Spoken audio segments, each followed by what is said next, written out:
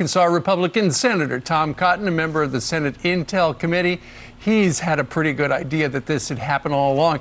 And Senator, so if the former president, Barack Obama, knew about it, you got to wonder, what did Joe Biden know? Yeah, good morning, Steve. I think you have to assume that Joe Biden knew and was in on this from the very beginning. I understand that John Brennan is upset over being exposed, but his handwritten notes from the summer of 2016 really confirm what common sense has told us all along. The only candidate and the only campaign to use foreign disinformation in 2016 was Hilary Clinton.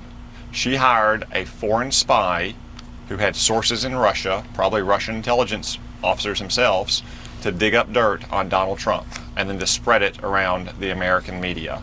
Of course, the Kremlin would have gotten wind of that effort by Christopher Steele, a former British spy, to try to identify that information. And of course, they were trying to use that as a way to inject their own disinformation into the American political debate. The person in the campaign responsible for that is Hilary Clinton and the Democrats. Barack Obama knew about it as early as the summer of 2016. I think it's safe to say that Joe Biden knew about it as well. You know, it's interesting that, the president is ridiculed about his tweets, but it's almost the only way he can communicate and get this story out there, because ABC, NBC, and CBS, none of the nightly newscasts reported this at all when this information came out yesterday.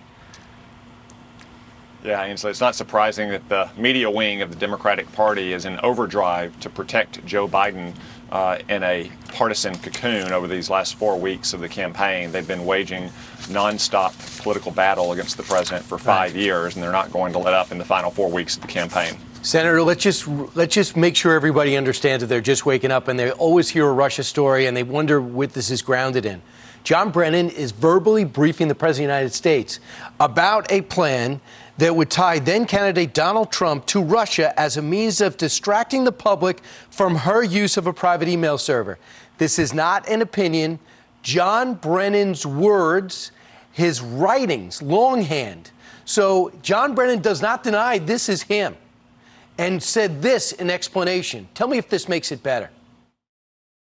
If, in fact, what the Russians were alleging, that Hillary was trying to highlight the reported connections between Trump and the Russians, if, in fact, that was accurate, and that's a big if, there is nothing at all illegal about that. And so John Ratcliffe and others are trying to portray this as potentially unlawful activity that deserved follow-up investigation by the FBI. No, it was a campaign activity. So I'm going to let you're a lawyer.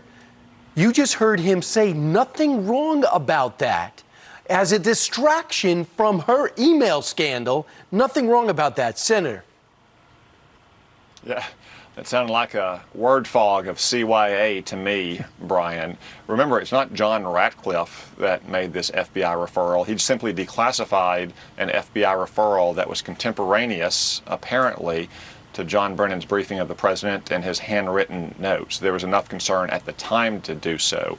And again, we don't need to have these notes alone to verify this. Just go back and look at the tape. Throughout the summer and fall of 2016, Hillary Clinton and the Democrats were accusing Donald Trump and his campaign of colluding with the Russians. We now know that that collusion hoax was false, and that it was Hillary Clinton and the Democrats who are actually colluding with foreign intelligence officers. And Senator, just to outline this, and you tell me if you think I'm wrong. They wrote a check along with the DNC, which, by the way, was financed by Hillary Clinton's campaign because Barack Obama left it without any money. They co-financed the dossier, these series of briefs put into a haphazard report, financing Christopher Steele to go use his contacts in Russia to find out things that turned out not to be true about Donald Trump, that not only detonated an explosive story in the fall, actually destroyed his winter, his inaugural, and launched the Mueller report, right? Not only did she do it, she financed it.